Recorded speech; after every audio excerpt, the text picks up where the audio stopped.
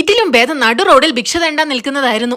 എന്റെ മോൻ ഇവളെപ്പോലെ ഒരു പെണ്ണിനെ കെട്ടിച്ചു കൊടുക്കാൻ എനിക്ക് സൗകര്യമില്ല. പറഞ്ഞിരുന്ന സ്ത്രീധനത്തിന്റെ 1/4 പോലും ഇവളുടെ ദേഹത്തില്ലല്ലോ. തരാൻ കൽപ്പില്ലായിരുന്നെങ്കിൽ പിന്നെ ഈ താലികെട്ടിന്റെ നേരത്താണോ ഇതൊക്കെ പറയേണ്ടത്? ആളുകളെ പറ്റിച്ച് ജീവിക്കുന്ന ഒരുമാതിരി വൃത്തികെട്ട വർഗങ്ങൾ. നാരായണൻ സദസ്സിന് മുന്നിൽ നിന്ന് ദേഷ്യം കൊണ്ട് വിറച്ചു. ആ വാക്കുകൾ കതിർമണ്ഡപത്തിന് തൊട്ടടുത്ത് നിന്നിരുന്ന സിദ്ധാർത്ഥിന്റെ കാതുകളിൽ വന്ന് പതിച്ചപ്പോ അവന്റെ ഉള്ളിൽ രക്തം തിളച്ചു മറഞ്ഞു. തന്റെ ഉറ്റ സുഹൃത്തായ വരുണിന്റെ അച്ഛനാണ് ഈ നാരായണൻ എന്ന ഒരൊറ്റ ചിന്ത മാത്രമാണ് സിദ്ധാർത്ഥിനെ അപ്പോൾ പിടിച്ചു നിർത്തിയത്. ഇല്ലായിരുന്നെങ്കിൽ സദസ്സിനെ സാക്ഷി നിർത്തി അയാളുടെ പല്ലടിച്ച് താഴെയിടാൻ അവൻ ഒരൊറ്റ നിമിഷം മതിയായിരുന്നു. ആ വാക്കുകൾ കേട്ട് തൊട്ടടുത്തു നിന്നിരുന്ന ഹരിദാസിന്റെ തല അടിയേറ്റതുപോലെ കുനിഞ്ഞുപോയി. അപമാനത്താൽ അയാളുടെ കൈകാലുകൾ വിറക്കുന്നുണ്ടായിരുന്നു. കല്യാണ പെണ്ണായി മണ്ഡപത്തിൽ ഇരുന്നിരുന്ന അഞ്ജന ആ കാഴ്ച കണ്ട് നെടുവീർപ്പിട്ടു. തന്റെ അരികിൽ യാതൊരു ഭാവവ്യത്യാസവും ഇല്ലാതെ ഇരിക്കുന്ന വരുണിനെ അവൾ പതിയെ ചരിഞ്ഞു നോക്കി. തന്റെ അച്ഛനെ നാട്ടുകാരുടെ മുന്നിൽ വെച്ച് അയാൾ ഇങ്ങനെ അപമാനിച്ചിട്ടും സ്വന്തം അച്ഛന്റെ നാവ് തടയാൻ വരുൺ ഒരു വാക്കുപോലും മിണ്ടിയിരുന്നില്ല. ഒരു തടിയെ പോലെ അവൻ അവിടെ ഇരിക്കുകയായിരുന്നു. അഞ്ജനയുടെ ഓർമ്മകൾ പെട്ടെന്ന് തന്നെ കുറച്ച് മാസങ്ങൾക്ക് പിറകിലേക്ക് പാഞ്ഞുപോയി. ഒരു ഉത്സവപ്പറമ്പിൽ വെച്ചാണ് വരുൺ ആദ്യമായി അഞ്ജനയെ കാണുന്നത്. അവളുടെ ലളിതമായ സൗന്ദര്യത്തിൽ വരുൺ പെട്ടെന്ന് തന്നെ ആകൃഷ്ടനായി.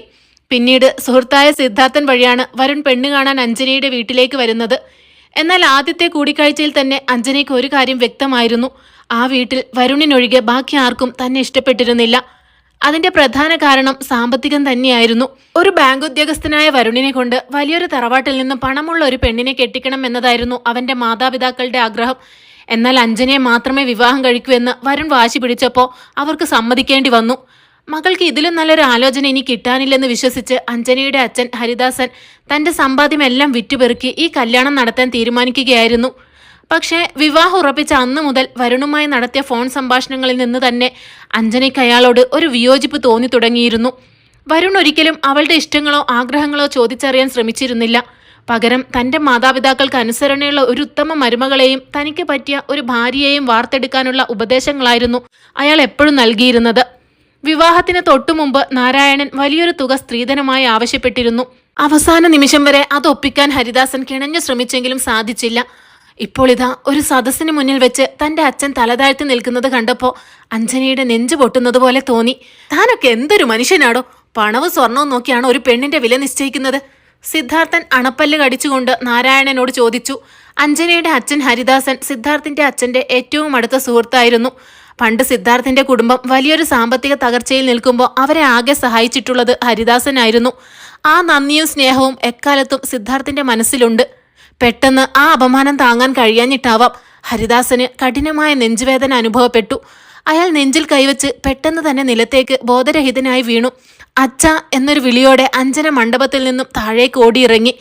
വരുൺ എന്തു ചെയ്യണമെന്നറിയാതെ അവിടെ തന്നെ തരിച്ചു നിന്നുപോയി.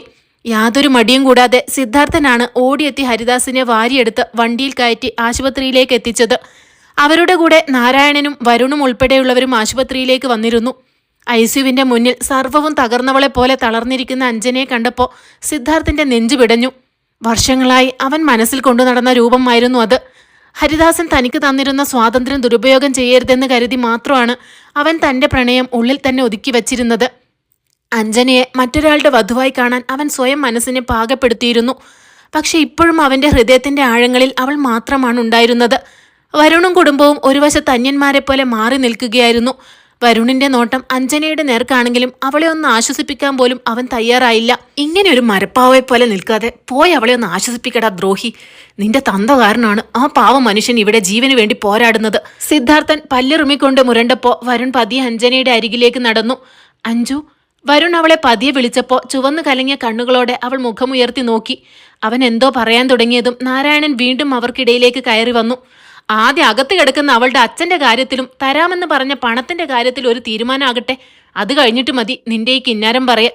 നാരായണന്റെ ശബ്ദം ഉയർന്നതോടെ വരുൺ ഉള്ളിലെ ദേഷ്യം ഒതുക്കി അപ്പുറത്തേക്ക് മാറി നിന്നു. സിദ്ധാർത്ഥൻ അവന്റെ മുഖം പിടിച്ച് ചുവരിലിട്ടൊരക്കാനാണ് തോന്നിയത്. ഇങ്ങനെ നട്ടലില്ലാതെ ജീവിക്കുന്നതിലും നല്ലത് ചത്തുകളയുന്നതാണെന്ന് സിദ്ധാർത്ഥൻ മനസ്സിലോർത്തു. സിദ്ധാർത്ഥൻ പതിയെ വന്ന് അഞ്ജനയുടെ അരികിലെ കസേരയിലിരുന്നു. സിദ്ധാർത്ഥൻ അഞ്ജനയുടെ തൊട്ടടുത്തിരുന്നിട്ടും അവൾ അവനെ മുഖമുയർത്തി നോക്കാൻ ശ്രമിച്ചതേയില്ല. എങ്കിലും അവന്റെ ആശ്വാസം നിറഞ്ഞ നോട്ടം തന്നിലേക്ക് തറഞ്ഞു നിൽക്കുന്നുണ്ടെന്ന് അവൻ തിരിച്ചറിയുന്നുണ്ടായിരുന്നു. അല്ലെങ്കിലും കഴിഞ്ഞ കുറേ വർഷങ്ങളായി താൻ അവന്റെ ഇതുപോലെയുള്ള എത്രയോ സ്നേഹനിർഭരമായ നോട്ടങ്ങൾ അറിഞ്ഞിട്ടും അറിയാത്ത ഭാവത്തിൽ അവഗണിച്ചു വിട്ടിരിക്കുന്നു. അതുപോലെ തന്നെ തിരിച്ച് താൻ അവനെ അറിയാതെ അവനിലേക്ക് എറിഞ്ഞുകൊടുത്ത പ്രണയം തുളുമ്പുന്ന നോട്ടങ്ങളും അവൻ മനസ്സിലാക്കാതെ പോയിട്ടുണ്ടാവാം. രണ്ടുപേരും പരസ്പരം തുറന്നു പറയാൻ മടിച്ച് ഹൃദയത്തിന്റെ ഏതൊക്കെയോ കോണുകളിൽ ഒളിപ്പിച്ചു വെച്ചിരുന്ന ആ പഴയ സ്നേഹം ഇപ്പോൾ ഒരു പ്രതിസന്ധി ഘട്ടത്തിലും ഇരുവർക്കും ഉള്ളിലിരുന്ന് വലിയൊരു വിങ്ങലായി മാറുകയായിരുന്നു. അഞ്ജു, നീ വല്ലാതെ സങ്കടപ്പെടേണ്ട. ഹരിദാസേട്ടൻ ഒന്നും സംഭവിക്കില്ല. ഡോക്ടർമാർ നോക്കുന്നുണ്ടല്ലോ. സിദ്ധാർത്ഥൻ അവളെ ആശ്വസിപ്പിക്കാൻ ശ്രമിച്ചു. അവളെ ഈ ഒരവസ്ഥയിൽ കണ്ടപ്പോൾ അവളുടെ അച്ഛനേക്കാൾ കൂടുതൽ വേദനിക്കുന്നത് സിദ്ധാർത്ഥിന്റെ ഹൃദയത്തിനായിരുന്നു. അവളുടെ ഓരോ കണ്ണീർ തുള്ളിയും അവന്റെ ഉള്ളിൽ തീക്കനലായി മാറുന്നുണ്ടായിരുന്നു. എന്നാൽ അഞ്ജന ഒന്നും മിണ്ടിയില്ല. അവനെ തിരിഞ്ഞൊന്ന് നോക്കാനുള്ള കരുത്തുപോലും ആ നിമിഷം അവൾക്കില്ലായിരുന്നു. കുറച്ചു സമയത്തിനു ശേഷം ഡോക്ടറുടെ അനുവാദത്തോടെ സിദ്ധാർത്ഥും അഞ്ജനയും മാത്രം ICUവിനുള്ളിലേക്ക് പ്രവേശിച്ചു. വരുണിനെ കൂടെ കൂട്ടാൻ സിദ്ധാർത്ഥ് ആലോചിച്ചതാണ്. പക്ഷേ നാരായണൻ ഇടപെട്ട് അവനെ തടയുകയായിരുന്നു. അകത്ത് കയറിയ ഹരിദാസൻ എന്തെങ്കിലും വൈകാരികമായി സംസാരിച്ച് തന്റെ മകനെ കൊണ്ട് ആ കല്യാണം വീണ്ടും നടത്തിക്കുമോ എന്നൊരു ഭയം അയാളെ അലട്ടിയിരുന്നു. കട്ടിലിൽ തികച്ചും തളർന്നു കിടക്കുന്ന ഹരിദാസന്റെ അരികിലേക്ക് അവർ രണ്ടുപേരും ചെന്നു. സിദ്ധാർത്ഥ, എനിക്കെന്തെങ്കിലും പറ്റിയ എൻ്റെ മകളെ നോക്കാൻ ഈ ലോകത്ത് വേറെ ആരും ഉണ്ടാകില്ല മോനെ. ഹരിദാസൻ തൻ്റെ വാക്കുകൾ പൂർത്തിയാക്കാൻ കഠിനമായി പ്രയാസപ്പെടുന്നുണ്ടായിരുന്നു. അച്ഛാ, എന്തിനാ ഇപ്പം ഇങ്ങനെയൊക്കെ ചിന്തിച്ചു കൂട്ടുന്നേ? ഞങ്ങളെല്ലാവരും കൂടെ ഉള്ളപ്പോൾ അച്ഛൻ എന്തിനാ പേടിക്കുന്നേ? പണത്തിൻ്റെ കാര്യം കുറഞ്ഞു പോയപ്പോൾ എന്നോടൊരു വാക്ക് മുൻകൂട്ടി പറയായിരുന്നില്ലേ? ഞാൻ എങ്ങനെയെങ്കിലും അത് സംഘടിപ്പിച്ച് തരുമായിരുന്നില്ലേ? എന്നെ അത്രയ്ക്ക് അന്യനായിട്ടാണോ നിങ്ങൾ കണ്ടത്? ചോദിക്കുമ്പോൾ സിദ്ധാർത്ഥിന്റെ തൊണ്ട ഇടറുന്നുണ്ടായിരുന്നു. അയാൾ അവന് അത്രമേൽ പ്രിയപ്പെട്ടവനായിരുന്നു. മോനെ, കുറച്ച് ദിവസങ്ങൾക്കുള്ളിൽ എനിക്ക് ഒരിടത്തു നിന്നും പണം കിട്ടാനുണ്ടായിരുന്നു. പക്ഷെ ഇപ്പം എനിക്ക് തോന്നുന്നു ആ പണം വൈകിയത് ദൈവം ബോധപൂർവം ചെയ്തതാണ്. അല്ലായിരുന്നെങ്കിൽ അത്രയും ക്രൂരന്മാരായ ആളുകളുടെ കൈകളിലേക്കായിരുന്നല്ലോ ഞാൻ എൻ്റെ മകളെ പിടിച്ചേൽപ്പിക്കേണ്ടിയിരുന്നത്. പണത്തിന് മാത്രം വില കൽപ്പിക്കുന്ന ആ മനുഷ്യരുടെ യഥാർത്ഥ സ്വഭാവം കൃത്യമായ സമയത്ത് നമുക്ക് തിരിച്ചറിയാൻ പറ്റി. ഇനി എൻ്റെ മോളെ ഞാൻ ആ വീട്ടിലേക്ക് വിടില്ല. അവരാരെങ്കിലും പുറത്തു നിൽക്കുന്നുണ്ടെങ്കിൽ അവരോട് ഇപ്പൊ തന്നെ ഇവിടെ നിന്ന് ഇറങ്ങിപ്പോയിക്കൊള്ളാൻ പറയൂ. ഈ ബന്ധം ഇവിടെ വെച്ച് അവസാനിച്ചു എന്ന് അവരെ അറിയിച്ചേക്ക്. ഹരിദാസന്റെ ഈ പെട്ടെന്നുള്ള തീരുമാനം കേട്ട് സിദ്ധാർത്ഥൻ അക്ഷരാർത്ഥത്തിൽ ഞെട്ടിപ്പോയി. എന്നാൽ അഞ്ജനയ്ക്ക് ആ വാക്കുകൾ വലിയൊരു ആശ്വാസമാണ് നൽകിയത്. ഉള്ളിൽ അത്രമേൽ ഭയത്തോടെയാണ് അവൾ ആ കല്യാണത്തിന് ഒരുങ്ങിയിരുന്നത്. ഈ വിവാഹം എങ്ങനെയെങ്കിലും ഒന്ന് ഒഴിഞ്ഞു പോയിരുന്നെങ്കിലെന്ന് അവൾ അത്രമാത്രം ആഗ്രഹിച്ചിരുന്നു. പക്ഷേ ഹരിദാസേട്ട, നാട്ടുകാരെ മുഴുവൻ വിളിച്ചു കൂട്ടിയ കല്യാണം ഇങ്ങനെ പെട്ടെന്ന് വേണ്ടെന്ന് വെച്ചാ? സിദ്ധാർത്ഥൻ ആലോചിച്ചത് വരുണിന്റെ പ്രതികരണത്തെക്കുറിച്ചായിരുന്നു. സിദ്ധാർത്ഥ, ഞാൻ ഒരു കാര്യം ചോദിച്ചാ നീ വിഷമിക്കുമോ എന്നെനിക്കറിയില്ല. മോനെ, എൻ്റെ മകൾക്ക് നിനക്കൊരു ജീവിതം കൊടുത്തൂടെ? ഹരിദാസന്റെ ആ അപ്രതീക്ഷിതമായ ചോദ്യം കേട്ട് സിദ്ധാർത്ഥും അഞ്ജനയും ഒരു നിമിഷം സ്തംഭിച്ചു പോയി.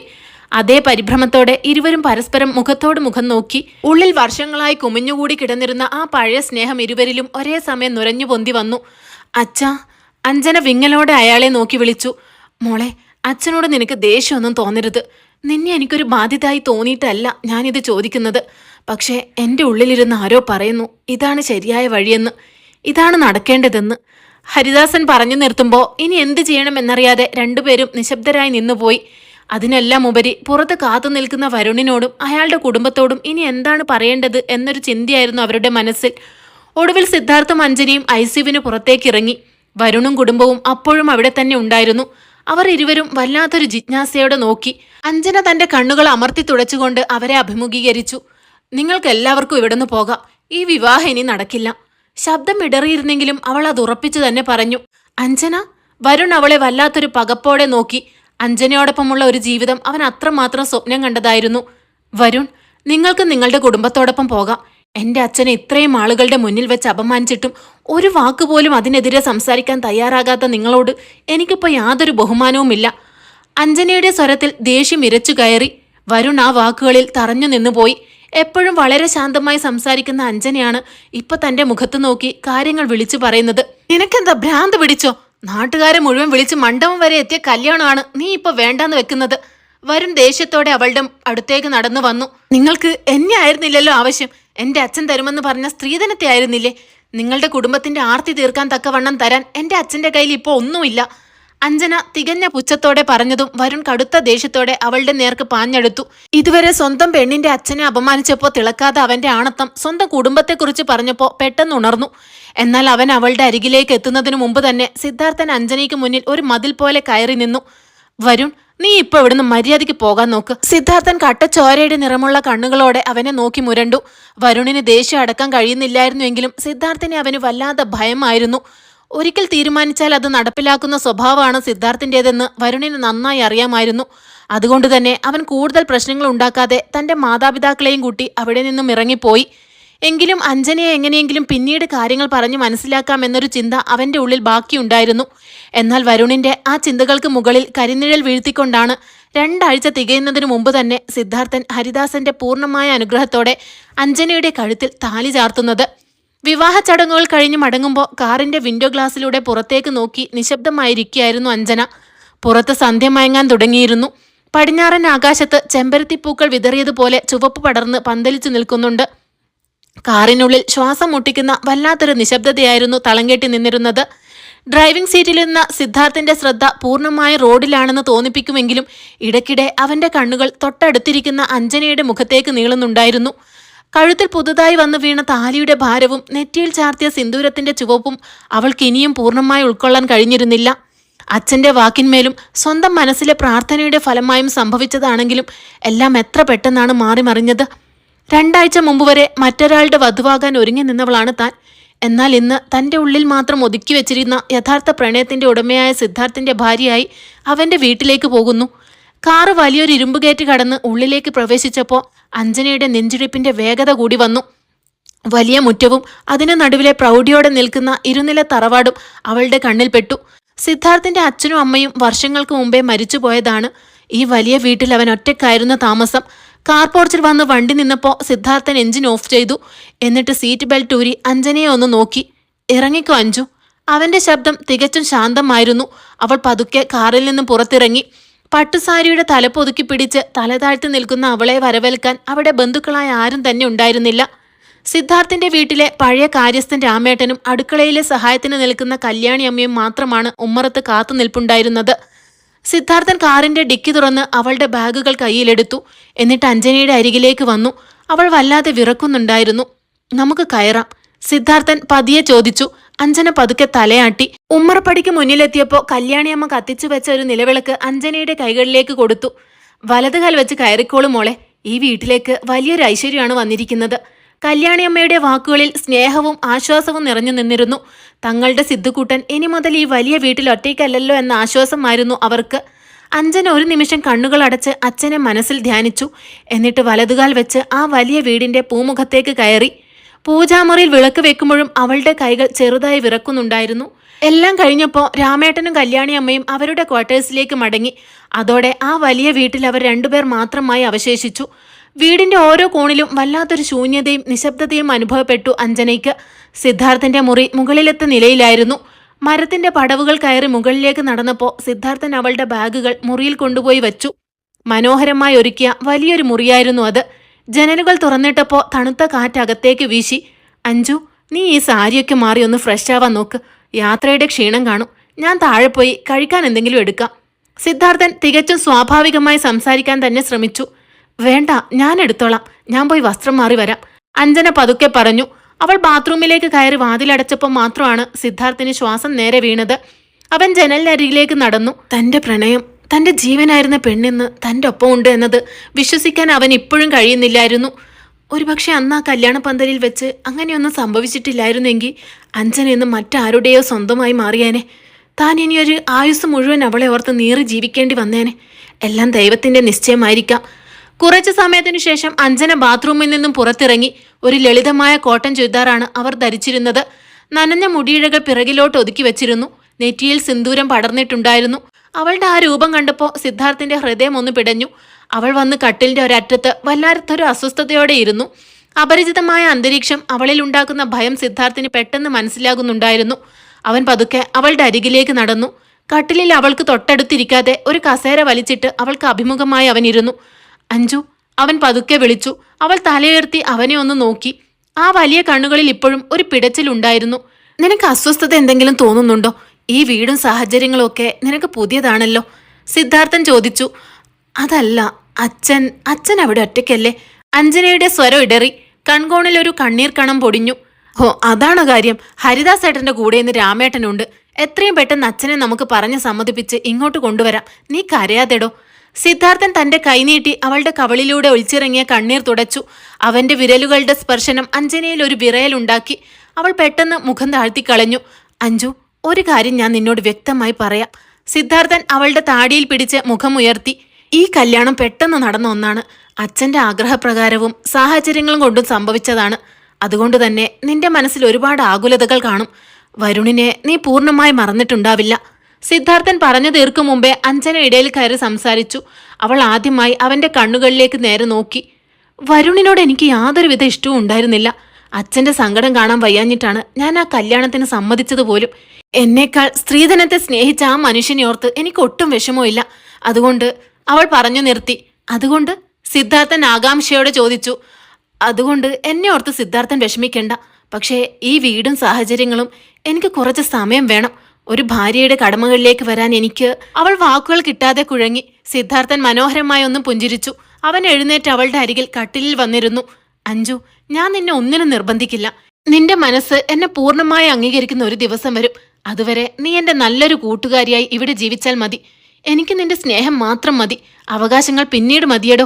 ഈ സിദ്ധാർത്ഥൻ നിന്നെ അത്രമാത്രം സ്നേഹിക്കുന്നു എന്ന് പറയാൻ വന്ന വാക്ക് അവൻ വിഴുങ്ങി. ഇപ്പോഴേ തന്റെ ഉള്ളിലെ പ്രണയത്തിന്റെ ആഴം പറഞ്ഞ് അവളെ ഭയപ്പെടുത്തേണ്ട എന്നവൻ കരുതി. നമുക്ക് താഴെ പോയി ഭക്ഷണം കഴിക്കാം, വാ.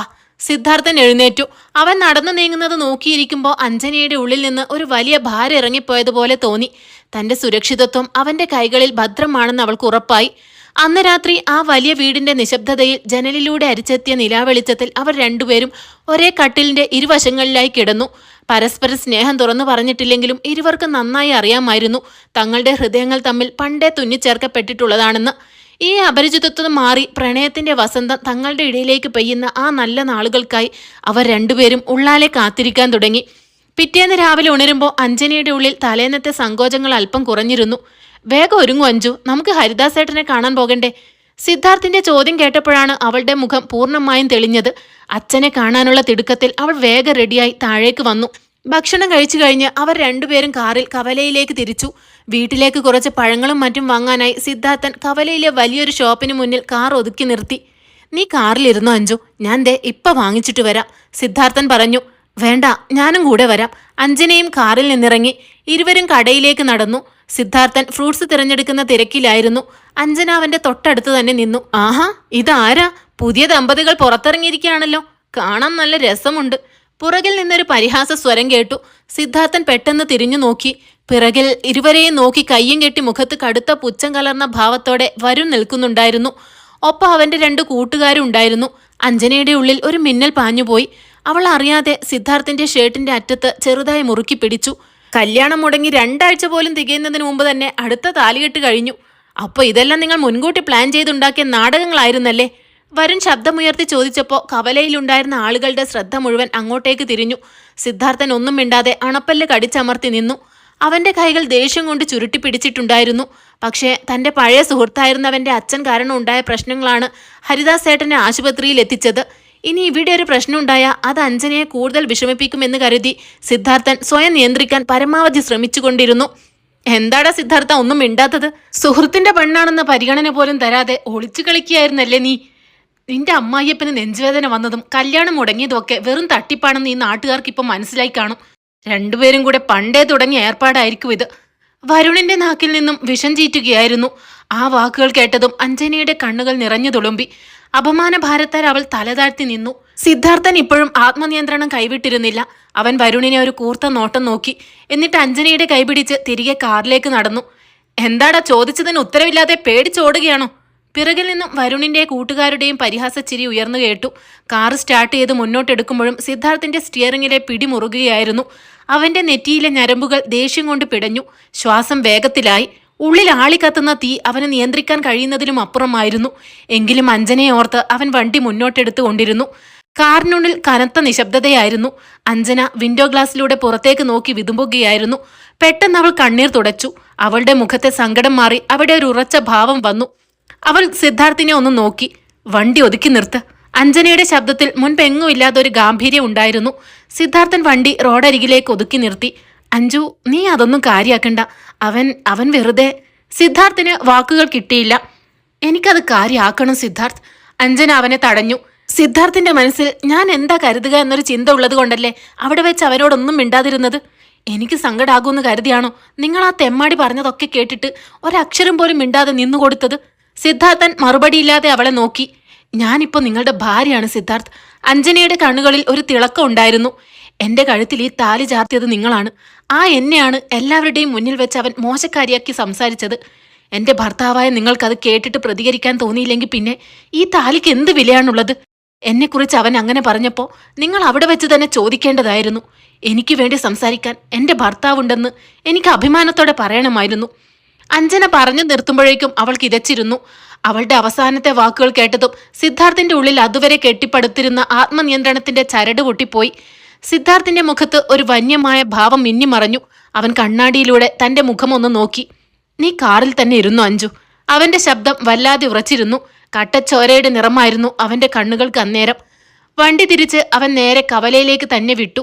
കവലയിൽ അപ്പോഴും വരുണും കൂട്ടുകാരും ചായക്കടയുടെ മുന്നിൽ തന്നെ നിൽപ്പുണ്ടായിരുന്നു. താൻ പറഞ്ഞ വാക്കുകളിൽ പേടിച്ച് സിദ്ധാർത്ഥൻ ഓടി രക്ഷപ്പെട്ടു എന്ന അഹങ്കാരത്തിലായിരുന്നു വരുൺ അപ്പോൾ. എന്നാൽ പെട്ടെന്നാണ് ഒരു വന്യമൃഗത്തെ പോലെ കാറ് ചീറിപ്പാഞ്ഞു വന്ന് അവർക്ക് തൊട്ടു മുന്നിൽ ബ്രേക്കിട്ട് നിന്നത്. ടയറുകൾ റോഡിലുരസി വലിയ പുക ഉയർന്നു. കാറിന്റെ ഡോർ തുറന്ന് സിദ്ധാർത്ഥൻ പുറത്തിറങ്ങി. അവന്റെ ആ വരവ് കണ്ടപ്പോൾ തന്നെ ചായക്കടയിൽ ഉണ്ടായിരുന്നവരും കവലയിലെ ആളുകളും സ്തംഭിച്ചു നിന്നുപോയി. അതൊരൊന്നൊന്നര വരവായിരുന്നു. വരുൺ ചെറുതായി ഒന്ന് ഭയന്നെങ്കിലും കൂട്ടുകാരുടെ മുന്നിൽ വീരവാദം കാണിക്കാൻ വേണ്ടി നെഞ്ചു വിരിച്ചു തന്നെ അവൻ അങ്ങനെ നിന്നു. എന്താടാ സിദ്ധാർത്ഥ, വണ്ടി തിരിച്ചു വന്നത്? എന്തെങ്കിലും ഇവിടെ വെച്ച് മറന്നോ? വരുൺ ചോദിച്ചു തീർന്നില്ല. അടുത്ത നിമിഷം അന്തരീക്ഷത്തിൽ ഒരു കനത്ത ശബ്ദം മുഴങ്ങി കേട്ടു. സിദ്ധാർത്ഥിന്റെ വലതു കൈപ്പത്തി വരുണിന്റെ കവളിൽ ആഞ്ഞടിച്ചിരുന്നു. അടിയുടെ ആഘാതത്തിൽ വരുൺ തെറിച്ച് താഴേക്ക് വീണു. അവന്റെ ചുണ്ടു പൊട്ടി ചോരയൊലിക്കാൻ തുടങ്ങി. ഇത് കണ്ട് വരുണിന്റെ കൂടെ ഉണ്ടായിരുന്ന 2 കൂട്ടുകാരും സിദ്ധാർത്ഥിന്റെ നേർക്ക് പാഞ്ഞു വന്നു.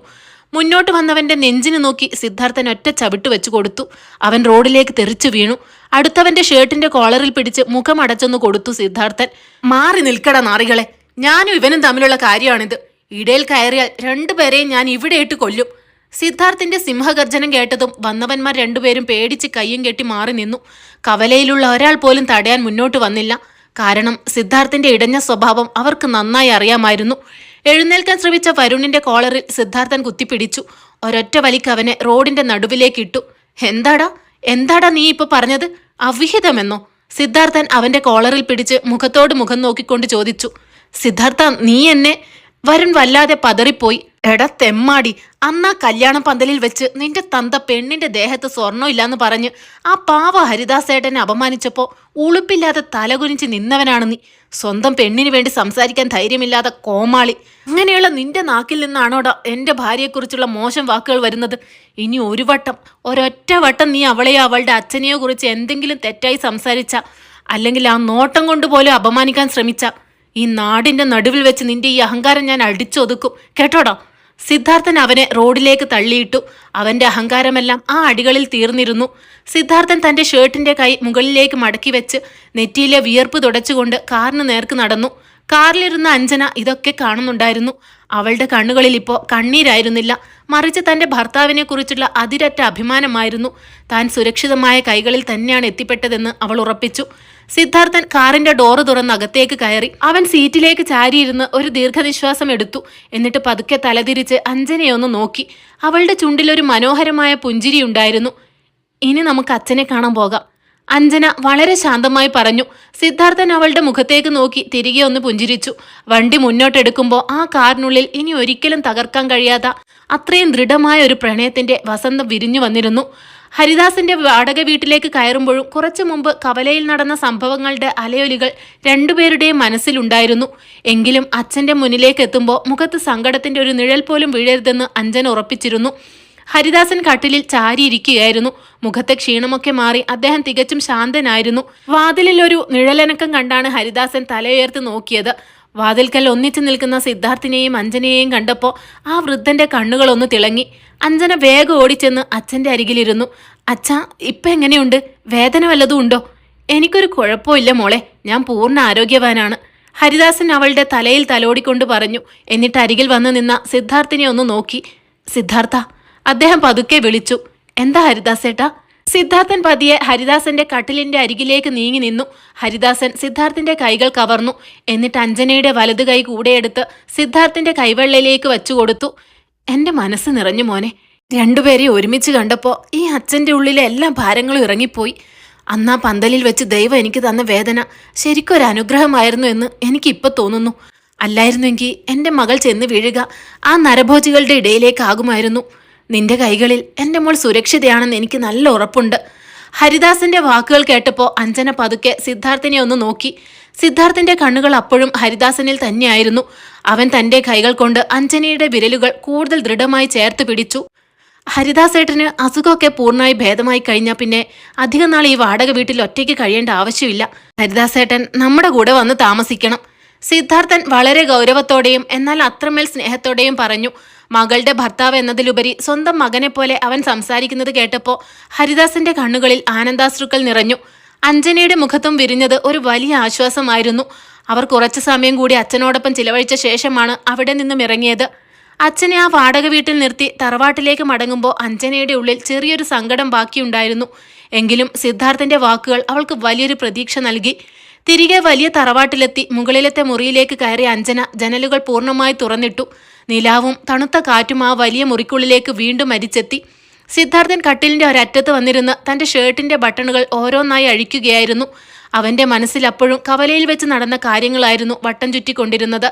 താൻ അവിടെ വെച്ച് അത്രയും വന്യമായി പെരുമാറിയത് ഇവൾക്ക് വല്ല വിഷമം ഉണ്ടായി കാണുമോ എന്നൊരു നേരിയ ആശങ്ക അവന്റെ ഉള്ളിൽ എവിടെയോ ബാക്കിയുണ്ടായിരുന്നു. തറവാട്ടിലിപ്പോ അവർ രണ്ടുപേരും മാത്രമാണുള്ളത് എന്ന ചിന്ത അവളിൽ ഉണ്ടാക്കുന്ന ഭയം സിദ്ധാർത്ഥിന് മനസ്സിലാവുന്നുണ്ടായിരുന്നു. അഞ്ജന പതുക്കെ അവന്റെ അരികിലേക്ക് നടന്നു വന്നു. സിദ്ധാർത്ഥൻ തലയുയർത്തി അവളെ ഒന്ന് നോക്കി. അവളുടെ കണ്ണുകളിൽ ഒരു പ്രത്യേക തിളക്കമുണ്ടായിരുന്നു. മുഖത്ത് വല്ലാത്തൊരു ഭാവവ്യത്യാസം കണ്ട് സിദ്ധാർത്ഥൻ അവളെ തന്നെ നോക്കിയിരുന്നു പോയി. അവളൊന്ന് മടിച്ചു നിന്ന ശേഷം പതുക്കെ മുന്നോട്ട് വന്ന് അവൻ അഭിമുഖമായി നിന്നു. സിദ്ധാർത്ഥ്, അഞ്ജന തന്റെ പതിഞ്ഞ ശബ്ദത്തിൽ എന്നാൽ അത്രമേൽ ദൃഢതയോടെ വിളിച്ചു. എന്താ അഞ്ജു? സിദ്ധാർത്ഥൻ ആകാംക്ഷയോടെ ചോദിച്ചു. ഇന്ന് ആ കവലയിൽ വെച്ച് ഒരു ജനക്കൂട്ടത്തിന് നടുവിൽ എൻ്റെ ആത്മാഭിമാനത്തെ ചോദ്യം ചെയ്തവന്റെ മുന്നിൽ എനിക്ക് വേണ്ടി പ്രതികരിച്ചതിന്, എൻ്റെ ഭർത്താവായി നിന്ന് സംസാരിച്ചതിന് എനിക്ക് നന്ദിയുണ്ട്. അവളുടെ ആ വാക്കുകൾ കേട്ടതും സിദ്ധാർത്ഥിന്റെ ഹൃദയം ഒരു വലിയ ഭാരത്തിൽ നിന്നും മുക്തമായതുപോലെ തോന്നി. അവൻ പതുക്കെ എഴുന്നേറ്റ് അവളുടെ മുന്നിലേക്ക് വന്നു നിന്നു. നന്ദിയുടെ ഒന്നും ആവശ്യമില്ല അഞ്ജു. എൻ്റെ സ്ഥാനത്ത് മറ്റാരായാലും സ്വന്തം ഭാര്യയെ അപമാനിക്കുന്നത് കണ്ടു നിൽക്കില്ല. നിന്നെ സംരക്ഷിക്കേണ്ടത് ഇപ്പോൾ എൻ്റെ കടമയാണ്, സിദ്ധാർത്ഥൻ ശാന്തമായി പറഞ്ഞു. അവൾ എന്നേക്കുമായി തൻ്റെതായി മാറുമെന്ന് അവൻ ഇപ്പോൾ ഉറപ്പായിരുന്നു. എങ്കിലും അവളുടേതായ സമയം അവൾക്ക് കൊടുക്കാൻ അവൻ തീരുമാനിച്ചു. എന്നെ ഒന്ന് നോക്കഞ്ചു. സിദ്ധാർത്ഥൻ അവളുടെ മുഖത്തേക്ക് നോട്ടമുറപ്പിച്ചു. ആ വലിയ കണ്ണുകളിൽ നേരിയൊരു പരിഭ്രമം കലർന്നിട്ടുണ്ടായിരുന്നു. അവൾ പതുക്കെ ജനലരികിലേക്ക് നടന്നു. ഈ ഹൃദയത്തിൽ എന്നോടുണ്ടായിരുന്ന ഇഷ്ടം സിദ്ധാർത്ഥൻ എന്തിനാ ഇത്രയും കാലം എന്നിൽ നിന്ന് ഒളിപ്പിച്ചു വെച്ചത്? അച്ഛൻ തന്നിരുന്ന സ്വാതന്ത്ര്യം ദുരുപയോഗം ചെയ്യരുതെന്ന് കരുതി മാറി നിന്നപ്പോൾ സിദ്ധാർത്ഥൻ എന്നെ എത്രമാത്രം വേദനിപ്പിച്ചു എന്നറിയോ? അഞ്ജനയുടെ കണ്ണുകളിൽ നിന്ന് കണ്ണീർ കവിളിലൂടെ ഒലിച്ചിറങ്ങി. വരുണുമായുള്ള കല്യാണം ഉറപ്പിച്ച അന്നു മുതൽ ഞാൻ ദൈവത്തോട് പ്രാർത്ഥിക്കുകയായിരുന്നു ഇതൊന്ന് മുടക്കിത്തരണേ എന്ന്. കാരണം എൻ്റെ മനസ്സിൽ മറ്റൊരാളായിരുന്നു. എന്നെ നോക്കാതെ നോക്കുന്ന, ഞാൻ അറിയാതെ എന്നെ സ്നേഹിക്കാൻ ശ്രമിച്ചിരുന്ന ഈ സിദ്ധാർത്ഥൻ. അവളുടെ ആ തുറന്നു പറച്ചിൽ സിദ്ധാർത്ഥൻ അക്ഷരാർത്ഥത്തിൽ ഞെട്ടിപ്പോയി. അഞ്ജനയ്ക്ക് തന്നെ പണ്ടേ ഇഷ്ടമായിരുന്നു എന്ന് അവൻ സ്വപ്നത്തിൽ പോലും വിചാരിച്ചതല്ലായിരുന്നു. അഞ്ജു, നീ എന്താ ഈ പറയുന്നേ? നിനക്കെന്നെ പണ്ടേ ഇഷ്ടമായിരുന്നെന്നോ? അതെ സിദ്ധാർത്ഥ്, എനിക്ക് ഇയാളെ ഒത്തിരി ഇഷ്ടമായിരുന്നു. അച്ഛൻ എൻ്റെ കൈ സിദ്ധാർത്ഥിൻ്റെ കയ്യിലേക്ക് വച്ച് തന്നപ്പോൾ തോറ്റുപോകാൻ തുടങ്ങിയ എൻ്റെ പ്രാർത്ഥനകൾ ദൈവം കേട്ടതുപോലെയാണ് എനിക്ക് തോന്നിയത്. ആ കല്യാണ പന്തലിൽ വെച്ച് എല്ലാം തകിടം മറിഞ്ഞപ്പോൾ എൻ്റെ ഉള്ളിൽ വലിയൊരു ആശ്വാസമായിരുന്നു. അവൾ വിതുമ്പലോടെ പറഞ്ഞു നിർത്തി. സിദ്ധാർത്ഥിന് സ്വയം നിയന്ത്രിക്കാൻ കഴിഞ്ഞില്ല. അവൻ അവളുടെ കൈകളിൽ ഭദ്രമായി പിടിച്ചു. അത്രമേൽ ദൃഢമായി. ഇനി ഒരിക്കലും വിട്ടുകൊടുക്കില്ല എന്ന ഭാവത്തിൽ അവൻ അവളെ നോക്കി. എന്നോട് പണ്ടേ ഒരു വാക്ക് പറയായിരുന്നില്ലേ അഞ്ജു? സിദ്ധാർത്ഥൻ ആർദ്രമായി ചോദിച്ചു. നിന്നെ എന്നേക്കുമായി നഷ്ടപ്പെടുമെന്ന് കരുതി ഓരോ നിമിഷവും ഞാൻ അനുഭവിച്ച മാനസിക വിഷമം എത്ര വലുതാണെന്ന് നിനക്കറിയോ? നീ എൻ്റെ ശ്വാസമായിരുന്നു. ഹരിദാസേട്ടൻ്റെ മുന്നിൽ എനിക്ക് തെറ്റുകാരനാവാൻ വയ്യാഞ്ഞിട്ടാണ് ഞാൻ എൻ്റെ പ്രണയം ഉള്ളിൽ കുഴിച്ചു മൂടിയത്. നീ ഈ സിദ്ധാർത്ഥിൻ്റെ ജീവനാണ്. അവൻ്റെ വാക്കുകൾ കേട്ടപ്പോൾ അഞ്ജനയുടെ ഉള്ളിൽ വല്ലാത്തൊരു സുരക്ഷിതത്വം അനുഭവപ്പെട്ടു. അച്ഛൻ കൂടെയില്ലെങ്കിലും ഈ വലിയ തറവാട്ടിൽ താനിനി ഒറ്റയ്ക്കല്ലെന്ന സത്യം അവൾ തിരിച്ചറിയുകയായിരുന്നു. 2-3 ദിവസങ്ങൾ ആ പുതിയ ജീവിതത്തിന്റെ താളത്തിലേക്ക് പൊരുത്തപ്പെടാനായി അവർ ശ്രമിച്ചുകൊണ്ടിരുന്നു. ഹരിദാസേട്ടൻ തന്റെ വാടക വീട്ടിൽ വിശ്രമത്തിലായതുകൊണ്ട് അഞ്ജന ദിവസവും ഫോണിൽ വിളിച്ച് അച്ഛന്റെ ആരോഗ്യം അന്വേഷിക്കുന്നുണ്ടായിരുന്നു. സിദ്ധാർത്ഥൻ എല്ലാ ദിവസവും വൈകുന്നേരം അവിടെ പോയി അദ്ദേഹത്തിന് വേണ്ട മരുന്നുകളും ഭക്ഷണ സാധനങ്ങളും എത്തിച്ചു കൊടുക്കാൻ പ്രത്യേക ശ്രദ്ധ പുലർത്തിയിരുന്നു. സ്വന്തം മകനെ പോലെ അവൻ കാര്യങ്ങൾ നോക്കുന്നത് കാണുമ്പോൾ ഹരിദാസന്റെ മനസ്സ് നിറയുമായിരുന്നു. തന്റെ മകൾ ഏറ്റവും സുരക്ഷിതമായ കൈകളിൽ തന്നെയാണ് എത്തിപ്പെട്ടതെന്ന് ആ വൃദ്ധൻ ഓരോ ദിവസവും ഓർത്ത് സന്തോഷിച്ചു. അങ്ങനെ ഒരിക്കൽ സിദ്ധാർത്ഥൻ പുറത്തുപോയി തിരിച്ചു വരുമ്പോൾ ആകെ നനഞ്ഞു കുതിർന്നിട്ടുണ്ടായിരുന്നു. തുള്ളിക്കൊരു കുടം എന്ന കണക്കിലായിരുന്നു അന്ന് വൈകുന്നേരം മുതൽ പുറത്ത് കനത്ത മഴ പെയ്തിരുന്നത്. കാറ്റും ഇടിയും മിന്നലും ഒന്നിച്ചാഞ്ഞടിക്കുന്നുണ്ടായിരുന്നു. റോഡിൽ വണ്ടി ഓടിക്കാൻ പോലും പറ്റാത്ത അത്രയും പ്രതികൂലമായ കാലാവസ്ഥയായിരുന്നിട്ടും വീട്ടിൽ തനിക്കായ ഒരാൾ ഉറങ്ങാതെ കാത്തിരിപ്പുണ്ടാകുമെന്ന ചിന്തയാണ് അവനെ മുന്നോട്ട് നയിച്ചത്. ഇടിയും മിന്നലും ഒന്നും വകവയ്ക്കാതെ അവൻ വണ്ടി ഓടിച്ച് തറവാട്ട് മുറ്റത്തേക്ക് കയറ്റി. സിദ്ധാർത്ഥൻ പ്രതീക്ഷിച്ചതുപോലെ തന്നെ ഉമ്മറത്തെ ലൈറ്റുകൾ തെളിഞ്ഞു കിടപ്പുണ്ടായിരുന്നു. അവൻ ബൈക്കിൽ നിന്നിറങ്ങി ഉമ്മറത്തേക്ക് കയറിയ പാടെ അഞ്ജന ഒരു തോർത്തുമായി അവനെ കാത്തു നിൽപ്പുണ്ടായിരുന്നു. ഇത്രയും കനത്ത മഴയായിരുന്നിട്ടും എന്തിനാ ഇങ്ങനെ നനഞ്ഞു വണ്ടി ഓടിച്ചത്? എവിടെയെങ്കിലും മാറി നിൽക്കായിരുന്നില്ലേ? അവൾ വല്ലാത്തൊരു വേവലാതിയോടെ അവനെ നോക്കി. സിദ്ധാർത്ഥൻ അകത്തേക്ക് കയറി വസ്ത്രം മാറി വരാനായി മുകളിലെ മുറിയിലേക്ക് നടന്നു. അഞ്ജന അടുക്കളയിൽ പോയി അവന് കുടിക്കാനായി നല്ല ചൂടുള്ള കാപ്പി തയ്യാറാക്കി മുകളിലെ മുറിയിലേക്ക് കൊണ്ടുവന്നു. ജനലിലൂടെ പുറത്തേക്ക് നോക്കി നിൽക്കുകയായിരുന്ന സിദ്ധാർത്ഥിന്റെ കൈകളിലേക്ക് അവൾ കാപ്പി ഗ്ലാസ് വെച്ചു കൊടുത്തു. ചൂട് കാപ്പി കുടിക്കുമ്പോഴും പുറത്തെ തണുത്ത കാറ്റ് ജനലിലൂടെ അകത്തേക്ക് അടിച്ചു കയറുന്നുണ്ടായിരുന്നു. സിദ്ധാർത്ഥ, എനിക്കൊരു കാര്യം ചോദിക്കാനുണ്ടായിരുന്നു. അഞ്ജന പതുക്കെ അവന്റെ അരികിലേക്ക് വന്നു നിന്നു. സിദ്ധാർത്ഥൻ കാപ്പി ഗ്ലാസ് മേശപ്പുറത്ത് വെച്ചിട്ട് അവളെ ഒന്ന് നോക്കി. എന്താ അഞ്ജു, നീ കാര്യമായിട്ട് എന്തോ പറയാൻ ഭാവമുണ്ടല്ലോ? അവൻ സൗമ്യമായി ചോദിച്ചു. അത് അച്ഛൻ്റെ കാര്യമാണ്. അച്ഛൻ അവിടെ ആ വാടക വീട്ടിൽ ഒറ്റയ്ക്കല്ലേ? അസുഖമൊക്കെ മാറിയ സ്ഥിതിക്ക് അച്ഛനെ കൂടി ഇങ്ങോട്ട് കൂട്ടിക്കൊണ്ടുവരുന്നതിനെ കുറിച്ച് ഇനി ആലോചിച്ചൂടെ? എനിക്ക് അവിടെ ഒറ്റയ്ക്ക് കിടക്കുന്ന അച്ഛനെ ഓർക്കുമ്പോൾ വല്ലാത്തൊരു വിഷമമുണ്ട്. അഞ്ജന തന്റെ മനസ്സിലെ ആഗ്രഹം ഒടുവിൽ അവനോട് തുറന്നു പറഞ്ഞു. സിദ്ധാർത്ഥൻ അവളുടെ മുഖത്തേക്ക് നോക്കി മനോഹരമായൊന്ന് പുഞ്ചിരിച്ചു. ഇതാണോ ഇത്ര വലിയ കാര്യം? ഞാൻ ഇന്ന് വൈകുന്നേരം അവിടെ പോയപ്പോൾ ഹരിദാസേട്ടനോട് ഈ കാര്യം സംസാരിച്ചാ പോന്നത്. അദ്ദേഹത്തിന് ഈ വലിയ തറവാട്ടിലേക്ക് വരാൻ ചെറിയൊരു മടിയുണ്ടായിരുന്നു. പക്ഷേ ഞാൻ നിർബന്ധിച്ച് സമ്മതിപ്പിച്ചിട്ടുണ്ട്. നാളെ രാവിലെ തന്നെ നമുക്ക് പോയി അച്ഛനെ ഇങ്ങോട്ട് കൂട്ടിക്കൊണ്ടുവരാം. ഇനി അദ്ദേഹം നമ്മുടെ കൂടെ ഈ വീട്ടിൽ തന്നെ കഴിയും. സിദ്ധാർത്ഥിന്റെ ആ വാക്കുകൾ കേട്ടപ്പോൾ അഞ്ജനയുടെ ഉള്ളിൽ വല്ലാത്തൊരു സന്തോഷവും ആശ്വാസവും നിറഞ്ഞു. തന്റെ ഭർത്താവ് തനിക്കായി ഇത്രയധികം കാര്യങ്ങൾ ചിന്തിക്കുന്നുണ്ടല്ലോ എന്നോർത്തപ്പോൾ അവൾക്ക് അവനോട് അതിരറ്റ ബഹുമാനം തോന്നി. വരുണുമായുള്ള വിവാഹം മുടങ്ങിയപ്പോൾ ഒരുപക്ഷെ എൻ്റെ ജീവിതം അവിടെ തീർന്നു എന്നാണ് ഞാൻ കരുതിയത്. പക്ഷെ ദയവായിട്ട് എനിക്ക് തന്ന ഭാഗ്യമാണ് നിങ്ങൾ. അഞ്ജനയുടെ കണ്ണുകൾ സന്തോഷം കൊണ്ട് നിറഞ്ഞു തുളുമ്പി. സിദ്ധാർത്ഥൻ അവളുടെ കൈകളിൽ പതുക്കെ പിടിച്ചു. പഴയ കാര്യങ്ങളൊന്നും ഇനി നീ ഓർത്ത് വിഷമിക്കേണ്ട അഞ്ജു. വരാനിരിക്കുന്ന നല്ല ദിവസങ്ങളെക്കുറിച്ച് മാത്രം നമുക്ക് ചിന്തിക്കാം. ഹരിദാസേട്ടൻ കൂടി ഇങ്ങോട്ട് വരുന്നതോടെ ഈ വലിയ വീടിന്റെ ശൂന്യത പൂർണ്ണമായും മാറും. അവൻ അവളെ ആശ്വസിപ്പിച്ചു. ജനക്കൂട്ടത്തിന് നടുവിൽ വെച്ച് തനിക്കായി ധീരമായി സംസാരിക്കുകയും ഇപ്പൊ തന്റെ അച്ഛനെ പോലും സ്വന്തം അച്ഛനെ പോലെ കണ്ട് സംരക്ഷിക്കുകയും ചെയ്യുന്ന ഈ മനുഷ്യനാണ് തന്റെ ജീവിത പങ്കാളിയെന്ന് അഭിമാനത്തോടെ ഓർക്കാൻ അഞ്ജനയ്ക്ക് കഴിഞ്ഞു. പുറത്ത് മഴയുടെ ശക്തി പതുക്കെ കുറഞ്ഞു തുടങ്ങിയിരുന്നു. തറവാട്ടുമുറ്റത്തെ മരച്ചില്ലകളിൽ തട്ടി വീഴുന്ന മഴത്തുള്ളികളുടെ ശബ്ദം മാത്രം ആ രാത്രിയുടെ നിശബ്ദതയിൽ കേൾക്കാമായിരുന്നു. പരസ്പരം കണ്ണുകളിലേക്ക് നോക്കി ഉള്ളിൽ ഒതുക്കി വച്ചിരുന്ന പ്രണയത്തിന്റെ ആഴം മനസ്സിലാക്കി അവർ രണ്ടുപേരും ആ ജനലരികിൽ ഒന്നിച്ചു നിന്നു. ഇനി ഒരിക്കലും തകർക്കാൻ കഴിയാത്ത വിധം അത്രമേൽ ദൃഢമായ പ്രണയത്തിന്റെ വസന്തം ആ തറവാട്ടുമുറിയിൽ വിരിഞ്ഞു കഴിഞ്ഞിരുന്നു.